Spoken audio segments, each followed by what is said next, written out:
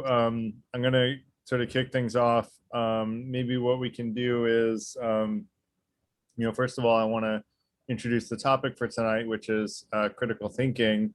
We've had conversations so far on self-improvement and transparency and open-mindedness with the last two conversations. And then today we're going to head into critical thinking territory. But I'd love everyone to do kind of a quick introduction on themselves. I guess, does anyone want to volunteer to go first? I've already done it on the last ones. I mean, I could go first. I guess maybe let me go first because right, you should not volunteer other people before you subject yourself to doing the intro. So basically, you guys all know me, but just for the recording sake, I'm a technologist by background and hobbyist philosopher by on my nights and weekends. And I basically have been lucky enough to meet all of you and find you all very philosophically engaging, which is why you were invited to this. And this is one of the initial conversations on the Freethinker Institute's 5 intentions. And so we, as I mentioned, have already done 2 of the intentions. This is the 3rd.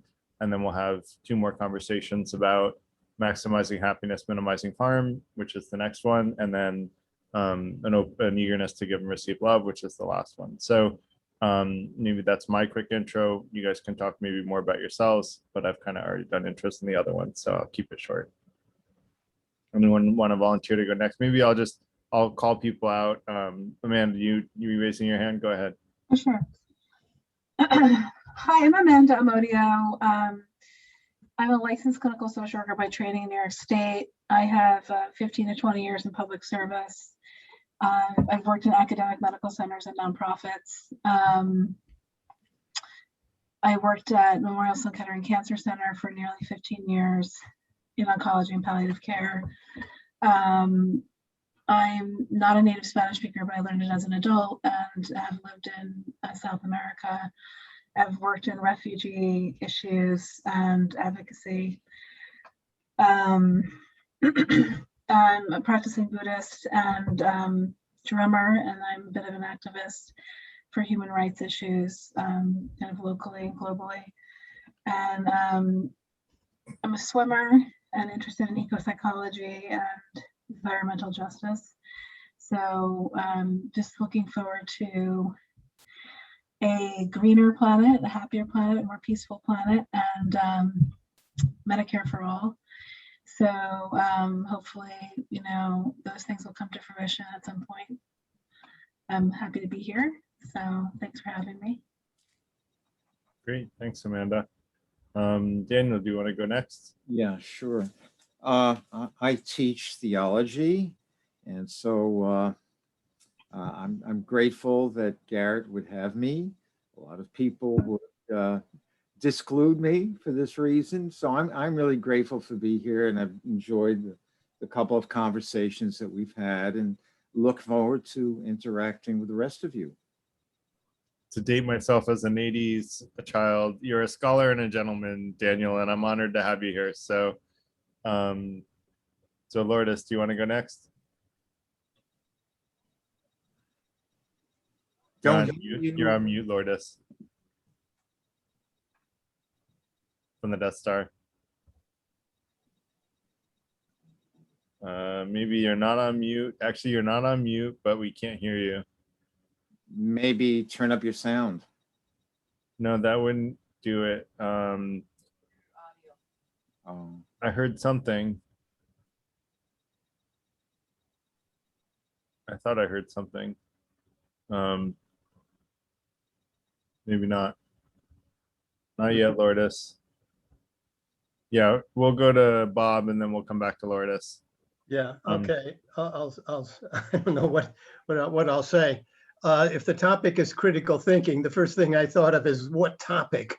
I mean, are we talking about abstract critical thinking in general? Well, for now, just do a quick introduction on yourself, Bob, like on myself, your background, okay. and then we'll get in. Like, I'll introduce the topic of critical thinking after Oh, you will. Okay. introductions. Fine. I have a degree in mathematics. I have an interest in both psychology and philosophy.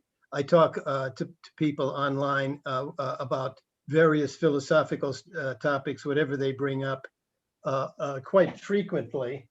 And I just looked. Somebody replied to. I put out a thread saying, "Ask Bob any philosophical question. Get some kind of an answer." And that's one of the threads that was abandoned a few months ago, but it seemed to be revived. So I have an interest in philosophy. Cool. Great. Lourdes, are we functional now? Can you hear me? Yes, we can. Okay, sorry. Wow, I guess my great headphones. thumbs up. Gotta check those headphones. Hi, I'm Lourdes, and I am a senior activation implementation specialist for medical software. I am also a network engineer, and I do have somewhat a background in nonprofit. Sorry, tired, long day. And I worked for the welfare office for 7 years when I was out of college. So I know a little bit about that. I also am a poet and an author, and a burn survivor, more importantly. So I'm just happy to be here and see what I can learn and what I can add. Great. Welcome. So I'm going to introduce the topic of critical thinking with a little bit of my thoughts on the subject. And then we'll just go around and everyone can sort of either reflect on what I said or come up with their own perspective on critical thinking. And that's generally how Free Thinker Institute conversations are run right now, although everybody is welcome to run them the way that they want, as long as people are talking about intellectually interesting things or things that are about teaching and learning, it's all good. And as long as we stay polite, it's all good. So I kind of think of critical thinking as a couple of things. One is, first of all, and first and foremost, thinking for yourself, meaning you are using your judgment to evaluate what's right and wrong and good and bad. And I really think that critical thinking is about learning to have faith in your own judgment. And I use the word faith, maybe it should be reason. That's a longer philosophical question, but ultimately it's coming to rely on your own ability to judge right from wrong and good from bad. And I think that each of us should be the judge. And really, ultimately, I'm going to try to get to the fact that I think that each of us are the judge, even if sometimes we cede that decision to other people. We're deciding to cede it to other people. But anyway, I think that really comes about by being really honest with yourself while keeping your mind open to new ideas, which we talked about last month. I think it's also about being transparent about who you are, which also leads back to last month's conversation. Because if you know who you are, then you'll know what biases you're coming in with. And then you can use your critical thinking to be really honest with yourself about what's right and wrong in light of your biases and keeping them into consideration. I think that it's important to evaluate when you're sort of evaluating something as true or false or right or wrong or good or bad. What are the facts that you're learning or that you think that you know or that you have been taught? And evaluate the source of those facts and what biases each of those sources have. And then, which of those facts hold up to scrutiny. And if a fact sounds suspect, I recommend fact checking it and finding sources that are not biased towards claiming that that fact is true, but sort of are objective and, can give an honest assessment of whether or not something's true. And then given the facts that hold up to scrutiny, what kind of logical conclusions can we come to about the world? And critical thinking can be about things that are objective reality truths, scientific facts that there should be consensus on. It can also be about personal truths, which there isn't a consensus on, or there doesn't need to be a consensus on, which is something like, what's the meaning of my life? No one can tell me the meaning of my life. No scientific experiment can discover it unless it includes asking me. But basically there are different types of truths, but all I'm saying is that at the end of the day, we should look for the facts relevant to the situation and then, take into consideration the biases and then come to our conclusions. So I think that, we can listen to other people in terms of facts, and we can find our own facts, and we can listen to other people in terms of, logical conclusions, and we can come up with our own logical conclusions. All of that is good, but I just think we have to use our own judgment about, at the end of the day, does this story hold water, and does it make sense, and does it resonate with me? And if I'm really honest with myself, is it true? Do I believe that it's true based on the best that I can do? And I think a lot of times, some people have asked me when I bring up the topic of critical thinking, like, why do some people not think for themselves? And my answer is really everybody thinks for themselves. It's just sometimes they decide not to think for themselves 90% of the time and to think for themselves 10% of the time. And in that case, they say, I'm going to believe X paradigm, whatever paradigm that is, and they're going to cede their beliefs to that paradigm, and whatever it says they're going to accept with blind faith. And that's fine too. I generally recommend being, I definitely think we benefit from being critical of all thoughts, but there's not enough time to be critical of every thought, right? So you do have to pick and choose your battles.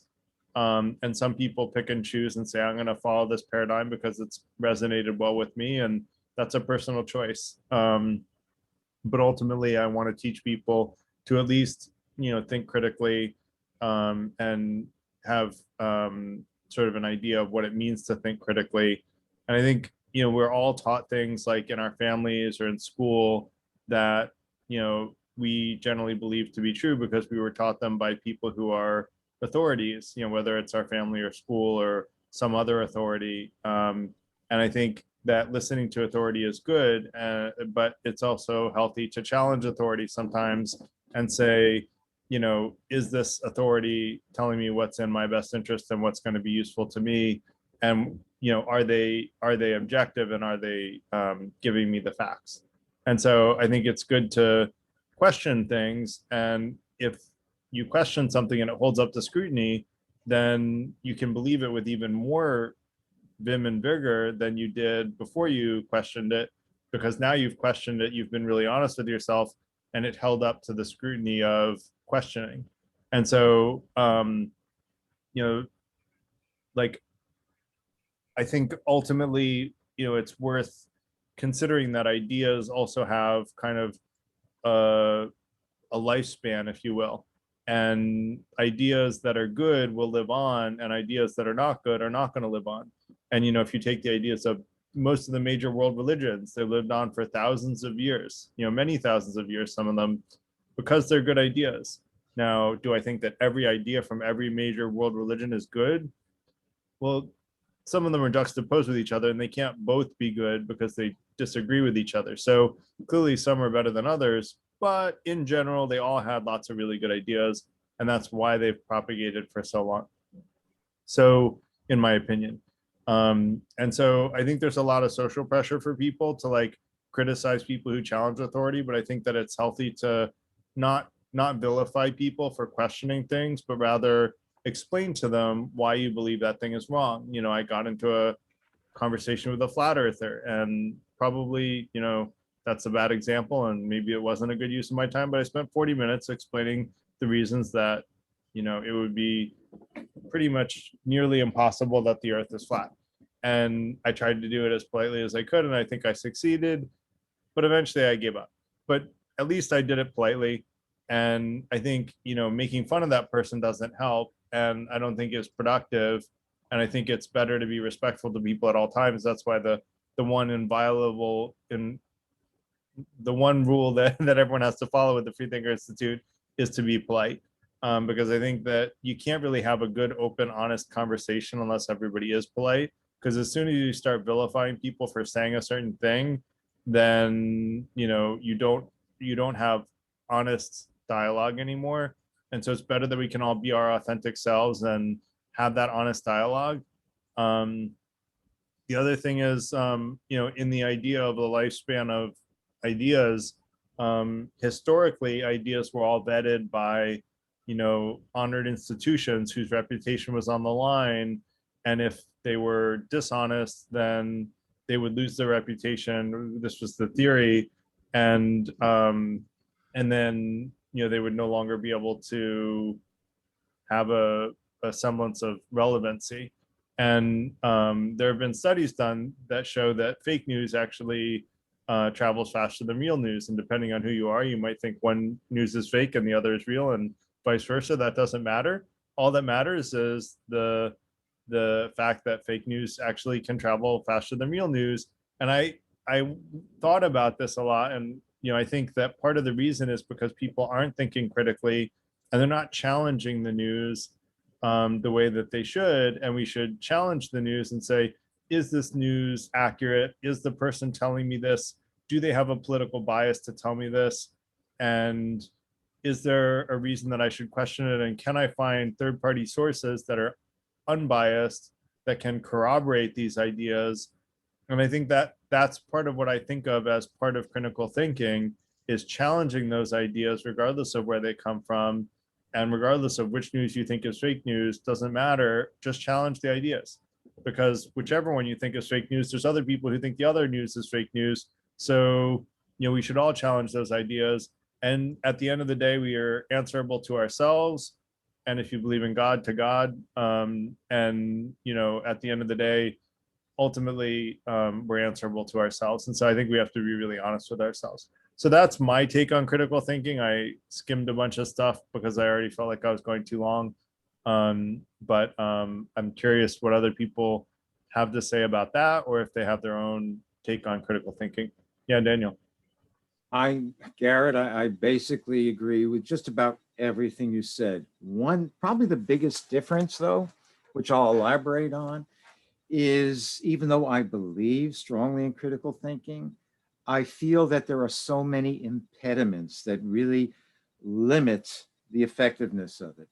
For instance, in my teaching, I've had a couple lawyers in the class, and I was very impressed with evidently the teaching that they had received, because they were able to see in detail logical points that I was making. And so few people are trained in logic. And so that was very impressive. But just to back up for a second, even though they had these skills, from my perspective, and I think if I understand you correctly, the end goal for you, as it is for me, is wisdom. Wisdom that applies to living this life with other people. I didn't see that they had any more wisdom than, say, the person who didn't graduate, say, from high school or didn't go to college or something like that. They oftentimes had a solid, down-to-earth way of looking at things, even though their horizons might be smaller. But here's a bigger concern that I have even of that we are to such a great degree controlled by these psychological forces that we're barely aware of, like forces to be loved, to be accepted, to be significant, to be respected, to be a somebody and have influence, all those things, to establish our personhood. These things are so powerful that they are able to co-opt everything else and take all that logic and all that learning into captivity for the purpose of fulfilling these psychological needs.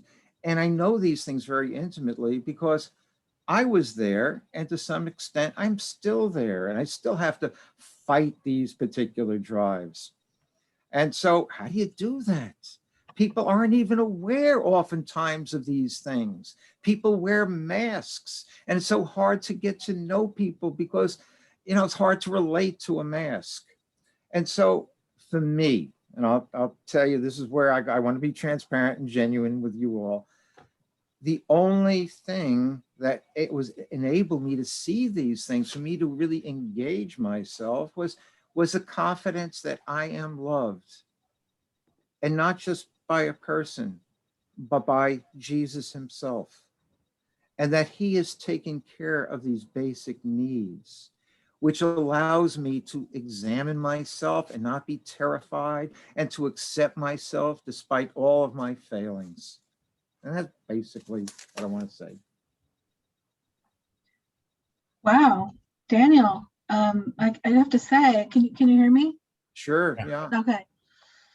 I think that's amazing what you just shared, Thank you. the I could, just comment on that. I think it's remarkable that you found a way through this period of not conflict, but you saw the disparities in your classroom and in your personal life between your wise mind and your emotional mind, so to speak, and that you've battled these forces yourself, like you're saying, like so many of us have. I mean, what human hasn't?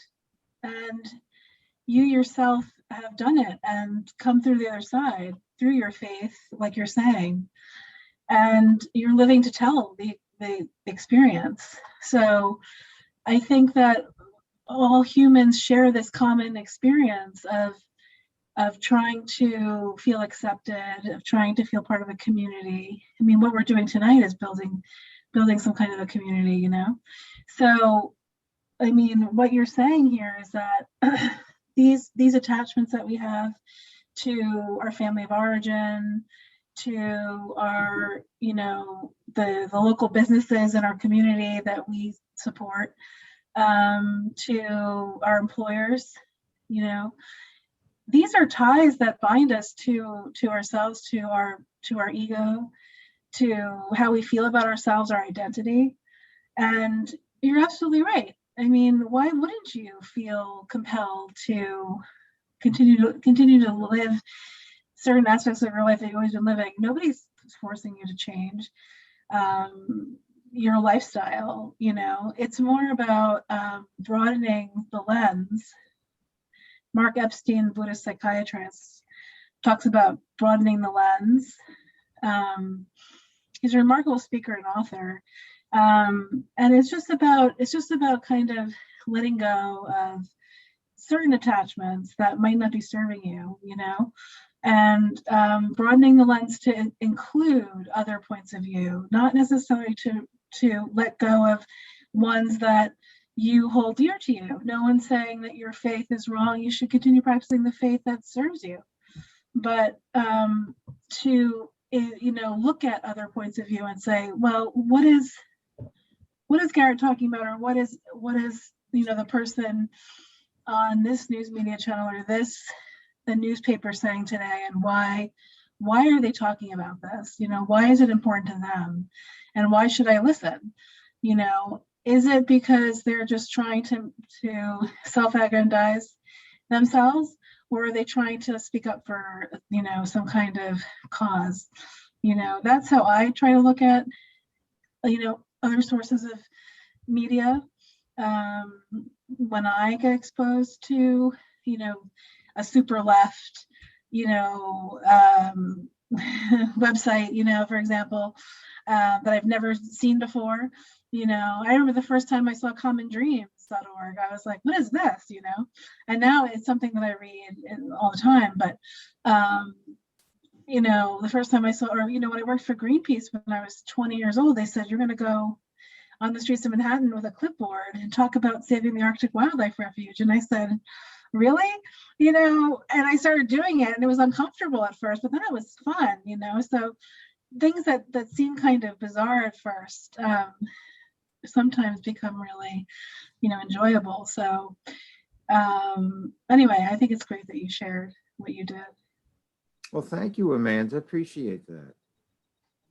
And if I can, I guess for me, the goal is more than just wisdom, Daniel. It's also finding objective truth, because I think there are certain truths about the world that we live in, and one of our jobs is to be aligned with reality, which is finding about objective truth. Like, if a vaccine is going to save lives, we should know that that vaccine is going to save lives. And is it more harmful or more helpful to take that vaccine, which is very relevant in today's world? 2% of people, 2 to 5% of people are dying from coronavirus, and now there's a vaccine that has a very low, chance of causing harm to anyone, that can more or less save you from, significant trouble from coronavirus. And that's a political, shouldn't be a political topic in my opinion, but that's probably a political topic, and I try to steer away from those. But it's an example of, like, if objective reality says this is healthy, then we should be honest about that as objective reality. And so I think the first thing we owe it to ourselves for our own health and well-being and for our own life to be honest about what is objective reality and how do we live within it as best we can. And next week's is going to be about maximizing happiness and minimizing harm, which is what I would argue is as best as we can, which is maximizing happiness for everyone, including ourselves, and minimizing harm for everyone, including ourselves. But let's not get ahead of ourselves. So I think it's about recognizing objective reality and then also learning about personal truths. And that's where, and then wisdom is a part of that as well. So I think it's, for me, it's all three. It's objective reality, personal truths, and wisdom. I would just kind of refigure them just slightly and saying wisdom feeds off of knowledge and objective truth. So it's inclusive of these things. But basically, I'm agreeing with you, sure. Yeah, I would agree with you that like wisdom, in some respects, wisdom, if you're wise, you do acknowledge and respect objective reality, right? Like that is a sign of wisdom. So totally agree with you. What do you think, Barbara Lourdes? You guys have been quiet. Well, just on wisdom and objective truth, I think that critical thinking stems from like your family, your environment, and your personal experiences. And I think that some people view like toxicity is normal. That is their way, and they think that that's objective truth, right? And it's a lot easier for a lot of people to stay in that mindset than to actually sit and think about what can I do to change me or change my environment. I think a lot of people are just willing to just be followers, and it's easier because I don't want to be that person. But we tend to want to emulate the leaders of the world, not understanding that we have to think out the box to actually get there, if that makes sense. Yeah, I think the idea that toxicity is objective reality, I think I would argue that some people are resigned to thinking that toxicity is the only possibility rather than, and maybe that's what you mean by that it's objective reality. And I would caution people against thinking that, because there is a better path, and that's what the Freethinker Institute is about, is teaching people that there is a better path to finding happiness. And there are lots of different paths. There's, you know, the Buddhist path that Amanda's on, there's the Christian path that Daniel's on, there's the Muslim path who Saif was on in our first meeting. And you know, there's lots of different paths to happiness, but there are lots of paths to happiness, and people just need to use their critical thinking to figure out what's the best path for them. And for me, it's a path of all of the above, but you know, everyone has to find their own path of how do we find that happiness. And so yeah, I would agree with you, Lourdes. I think a lot of people are resigned to thinking that unhappiness is the only possibility, and I've met a lot of people like that, and I really try to encourage them that they can get past this, you know, and if we make changes to our life, we really can get past this and live much happier lives just through mental transformation and changing our habits and our, you know, the way that we spend our time. So how do we do that as the free thinkers? Because I guess, how do we get those that, because we have to try to plant the seed, I guess, at some point. Yeah. But some people just they're going to argue that their toxicity is their happiness. Like it's that's just how it is. So part of the Freethinker Institute, the first intention is personal development. And so if someone says, I'm happy being toxic, that's a personal choice. And, you know, if they say, I'm perfect the way I am and I'm happy being toxic, you know, I don't think anyone can help them change. If they're, you know, fully convinced that nothing can improve their lives, then no one can help them. They can't even help themselves, and neither can anyone else help them. But if we can acknowledge that we're not perfect and that we have room for personal development, which is, you know, intention number one, the next step in the path is to say, let's have transparency and open-mindedness. Let's be honest about who we really are in our heart and, you know, in our spirit.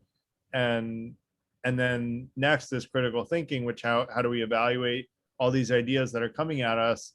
And then, you know, that's really what this whole 5 intentions thing is about, is understanding how we can get out of the ruts that we're in and into a better place, through whatever life path we want. This is just a set of tools to get us out of wherever we are to a better place.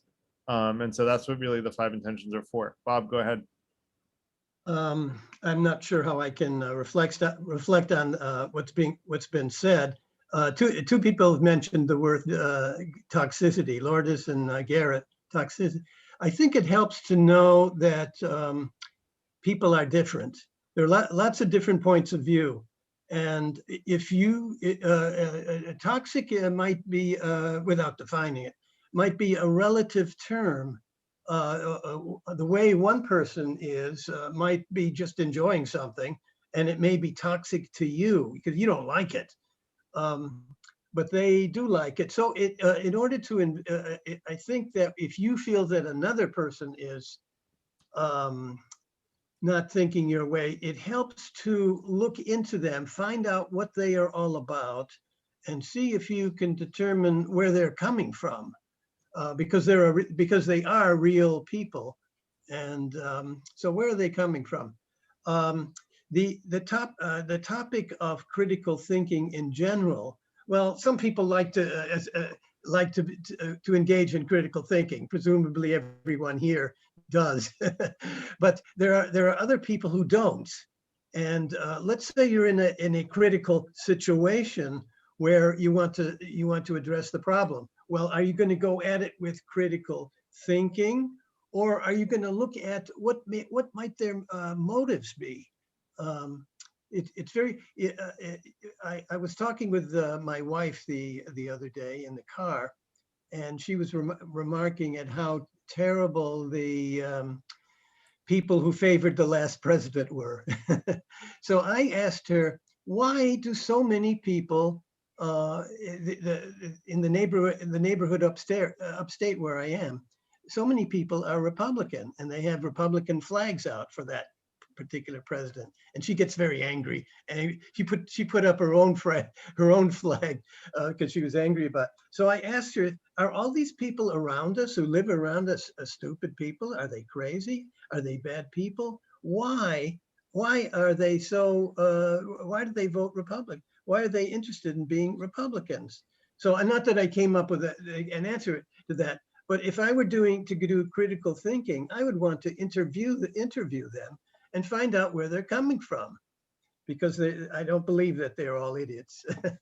Yeah, I want to, gosh, it's been too long since we talked, Bob. I'm really glad that we were talking again. So, so I agree with you 100%. And when you said, should we look at it with critical thinking, or what might their motives be? To me, learning what their motives are is critical thinking. That is the heart of critical thinking, is ask why 5 times until you come up with an atomic answer of this is the value that the value and logic this person is basing these decisions on. And that has been the decision that I've had about trying to resolve differences with people, is that I need to ask more questions and make less assertions, not say this is what I think, but instead ask, why do you think what you think?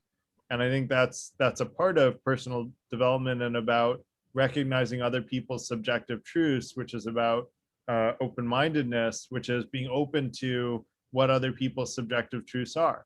And then critical thinking is about taking those subjective truths, applying scrutiny, and coming up with, are these subjective truths really objective truth, or is this just this person's personal opinion and it's not objective truth? And either one is fine. Like, at the end of the day, the only thing we have to have agreement on is an objective truth that we have to make a common decision on. And in that case, it's helpful to come to consensus. But I do think you're really hitting the nail on the head, which is to me, the answer is critical thinking is asking other people why they think what they think, and really coming to, digging deeply into understanding other people's perspectives. Because I think that, and I would argue that that's a big reason why so many people support Trump, is because, or support and supported Trump, is because they were not asked their opinions enough, and no one is listening to their opinion. And Trump actually spoke to a lot of the things that resonated with those people, very, very near and dear to them. So I think he did a great job of addressing a lot of the common concerns in society today. Whether or not he was right and address those concerns himself is another question, but I think he definitely spoke to a lot of common concerns that Americans have. So I want to go back to something when you were talking about, like, I do a lot of work with people who are approaching the end of their life around life meaning and purpose and legacy work and things of that nature. And I think when we talk about critical thinking, in addition to understanding why people think the way they think, I think, I studied decision science as part of my studies at Carnegie Mellon, and trying to understand why people make decisions they make is important, and then how it affects individual decisions and also public policy. So I had a professor, his name was Robin Dawes, who taught a policy class in AIDS policy. And I always go back to that because I think about how healthcare policy in particular kind of shapes our lives and how we gain access to healthcare and how we get healthcare. So why is it important to understand how people think and how they think critically? Well, if you look at, whether people are accessing care or not, it really affects their lifespan. Not just whether they're getting a vaccine or not, but whether they're going to get care if they get COVID or if they get cancer or if they have a heart attack. And it is a life or death equation. So how you think and how you make decisions is affecting your morbidity and your mortality. So this isn't just like how you think is like affecting whether or not you're going to McDonald's or Burger King or Pizza Hut. This is like, how you think about the world and how you make decisions is affecting your lifestyle choices, your decisions about your healthcare, your decisions about your quality of life, your decisions about, who you vote for, and policy that affects not just your life, but other people's lives. And then I just want to bring up violence really quick, because violence is another topic as an activist that, gun reform, radical gun reform aside, we have violence in the streets today. And why are people making the decision to shoot other people in the street?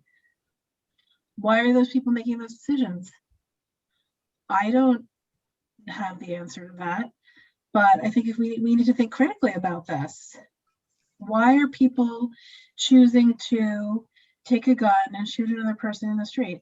And that's one of the reasons why I'm here, because I still want to know the answer to that question, and I still want to know why people have access to guns in the street, and that really has to stop in my mind. So, I mean, the philosophy of it is compelling to me.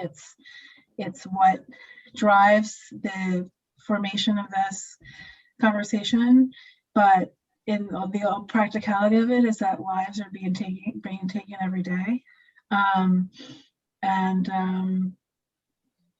I think that there's a real need for people to really take a look at themselves and think, like Daniel said, there are human drives that take over the body and the mind. And if human beings can't start controlling their minds, then we're going to just keep seeing the senseless killing and the senseless destruction of the planet. May I make I heard something recently about violence that had something positive to say about it. So I can't quote it, but I was thinking about violence. We probably a great many people who are thinkers are 95% against violence, except for good wars and so on.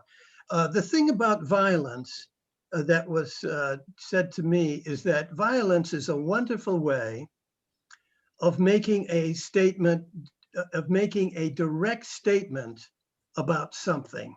It is fast, it's quick, and it's very effective about making a statement. That is the reason why people do violence. Shooting, for example, that you mentioned, Amanda. But once again, if people are going to make direct statements, you have to look underneath and ask, why are they doing this? Why do you have kids roaming around who get their hands on guns and are going to use it? Or why do you have children who, if you hand them a box of matches, they're going to light something? Not a good idea. So that's my answer about violence. Yeah, I Makes actually, sense? Something? go Did you ahead. have your hands up, Lourdes? Oh, I was just thinking about what you said with the just how people think. And one of the things that I run across a lot lately, especially COVID, is that we're having a lot of people just go into the emergency for a COVID test because they don't want to wait for an appointment somewhere else. And what it is, it's causing a lot of delays for people that really need it, or it's just blocking up a lot of time with doctors that could be served actually doing something in the emergency department, because that's not an emergency, but people just, I want it now and I want to get it and I want to make sure I don't have it or I have it. And it just, I don't know, sometimes it just baffles me, but I think, again, it's the society that we live in. It's always me, me, me, me, me. And I think it goes with violence also. It's the society that we live in. And if I feel disrespected, I think, or I'm thought that I could take a life because of that. And that's what I mean about like toxicity and how people, it's their reality. They think that that's normal and they think that that's okay. Yeah, I know a 14-year-old girl, and she was kind of antisocial, not in a mean way, but she just didn't fit in, and she got in with the bad girls. And of course, her thinking began to match their thinking, and her actions began to kind of resemble their actions, because people need to fit in. People are desperate to fit in. And these needs, again, these underlying needs are so driving of our thinking too, and to understand how people think is so important, and the philosophies of the day, and how that's influencing people, and just the polarization that's going on today, and the hatred, the contempt. What's driving that type of thing? This separation that, like you were talking about, Bob, people who vote for Trump, it can't be anything good about them if they vote for Trump. How could people believe something like that? But people do. What causes this type of thing? I think I don't want to get political. I don't want to get political. So, but I was about to say what? No, I won't do it. So I'm going to go back to critical thinking. The need for change. What gonna about go the back to the- philosophy of Let's do politics? neutral. I want to stay away from politics. Like, it's very important to me that the free thinkers to be very open to all political spectrums, because at the end of the day, we're united as humans. And the point of the Free Thinker Institute is to unite around the 5 intentions, which are very non-political, right? They're all about helping people improve ourselves and make the world a better place. And at the end of the day, like, every good human being wants to help make themselves and those around them happier and have less harm come to them. And so that's really what the Free Thinker Institute is about.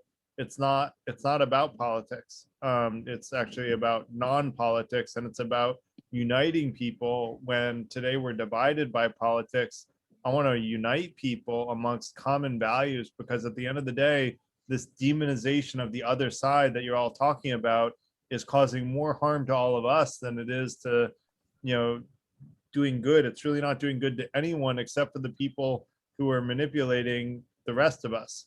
And at the end of the day, there are some people benefiting from it, but it's a very small percentage of people benefiting from making the rest of us fight amongst each other.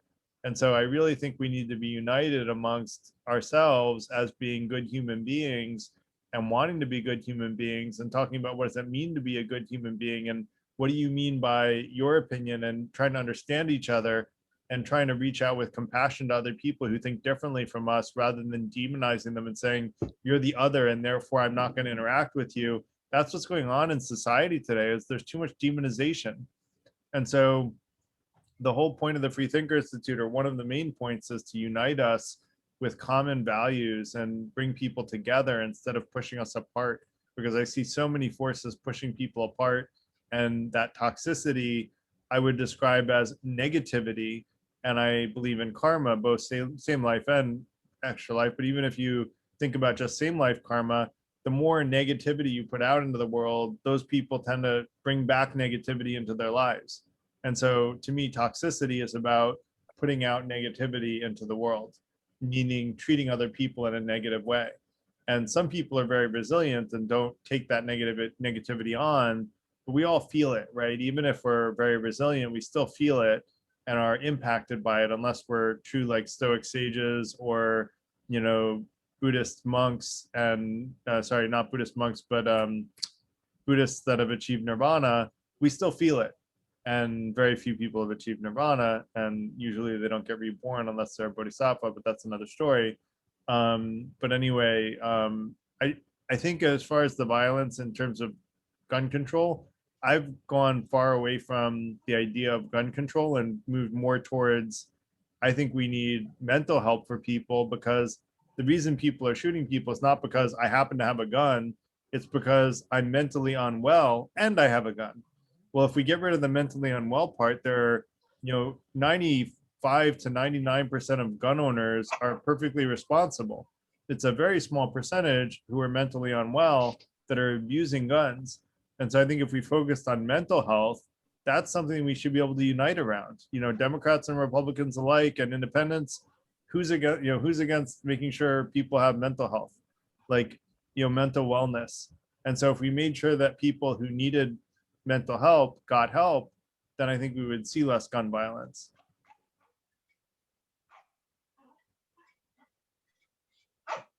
Sorry, that was a lot. I have a lot to say on that. Yeah, I agree with you. I don't know how much time we have. How much time we have? So we only have 5 minutes. So try to summarize if you can, Amanda, but definitely share your thoughts. No, I think we need whole body wellness, and we're not doing it well. Yeah, I We're not agree. doing it well at all. This country is not doing it well. It hasn't been doing it well. It's a fragmented medical system. It's a fragmented healthcare system. We don't have equal access to care, and the health insurance system is dominating the landscape. Employer-based care is not doing the trick, and people who are freelancers, entrepreneurs, don't have access to care, and it's just not going well. And a lot of other countries in the world have universal health insurance, and it's just about time that the US went on board with it. I don't have a master plan, a grand scheme at my fingertips. It's going to take people with, you know, good ideas, but I agree. I mean, look, I don't think the US is going to get rid of guns completely. We're, you know, had guns for a while, but healthier people are not going to want to use guns. I mean, why does a healthy person want to use a gun on a regular basis anyway? Well, for hunting, but that's okay. Go ahead and hunt. Okay, Like, go ahead. legal hunting is okay. Well, I'm not an expert on this, but don't the people who use guns in a bad way, isn't that a kind of a social problem? If you make a kid, if you have a kid without a job, so that his only family is that he can join a gang, and a gun will give these kids a certain amount of power. And I'm not ready to call them mentally ill. He might be psychopathic in our point of view, but socially disenfranchised. Socially disenfranchised, exactly. Right. Give them a gun and they have some power, and they're misused it. But that's how about enfranchising them in some way, giving them jobs? Yeah, exactly. My goodness. We have so many poor people, and we have an infrastructure in this country that needs building up. It seems to me that there is plenty of work that could be done if only we could find a way to give these people jobs. Yeah, I In agree the with you. state And sorry, go ahead. in the state of New Jersey, like, if you're on welfare, if you're a college student, you can't get welfare if you're in college, right? So in colleges, we struggle a lot. And if you're a family, if you're one person, you get $109 US a month.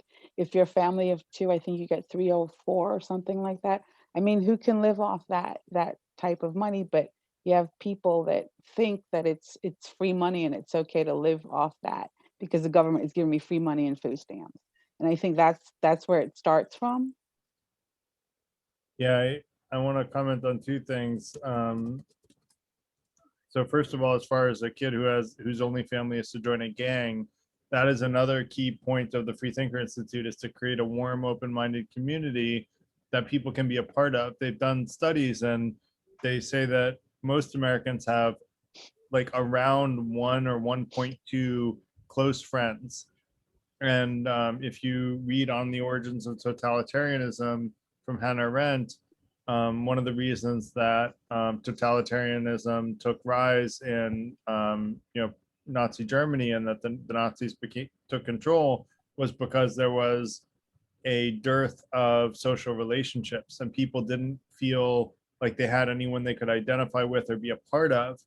And so totalitarians came around and said, you can be a part of our family. You just have to believe everything we believe.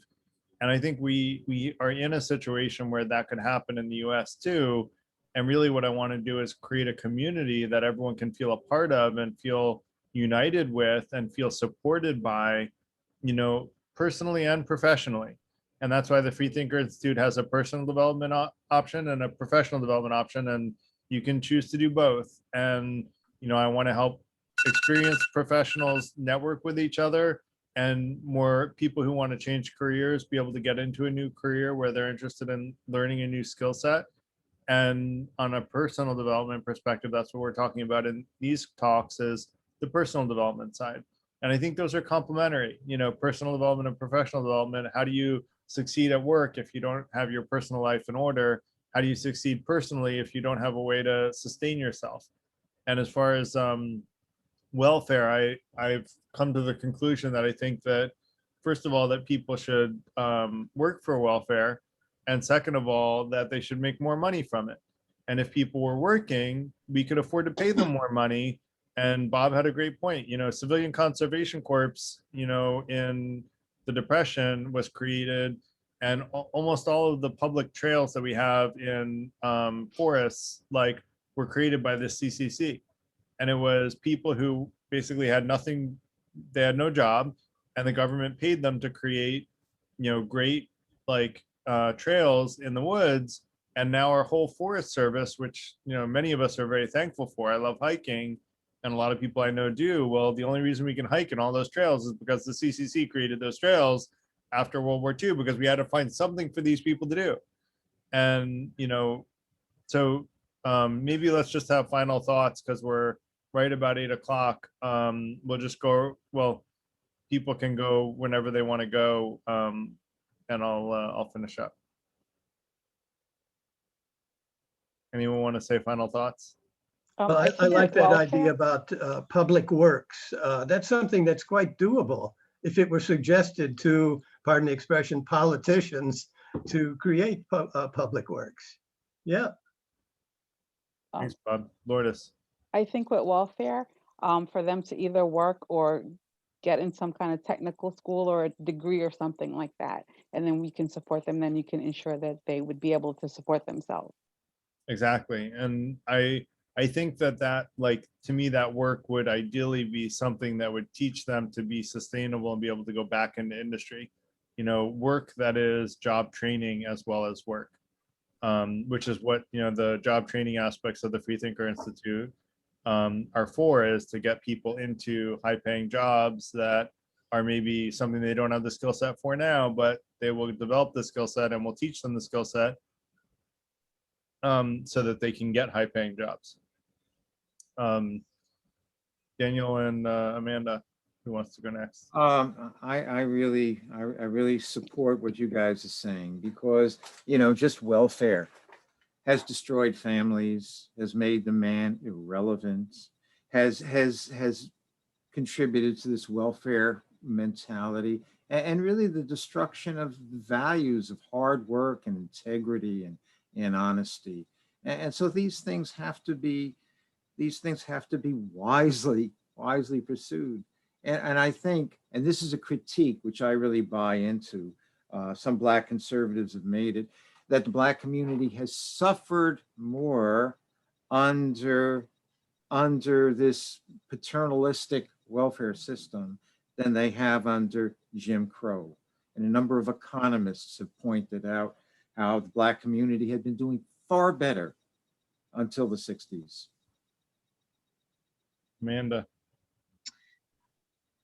Well, I think it was good to see a range of viewpoints tonight. I can't say I agree with everything that was said, but I think what I do agree with is, the premise here of the 5 intentions and the whole overarching goal of the Freethinkers Institute, which is to bring together many minds and to, have lively discussions that, generate new ideas and new ideas for the future.